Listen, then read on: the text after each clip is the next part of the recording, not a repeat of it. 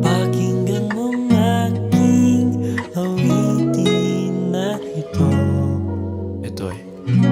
Tungkol sa pag-ibig na nadarama sa'yo. Huwag sanang matakot sa aaminin ko. Nais ko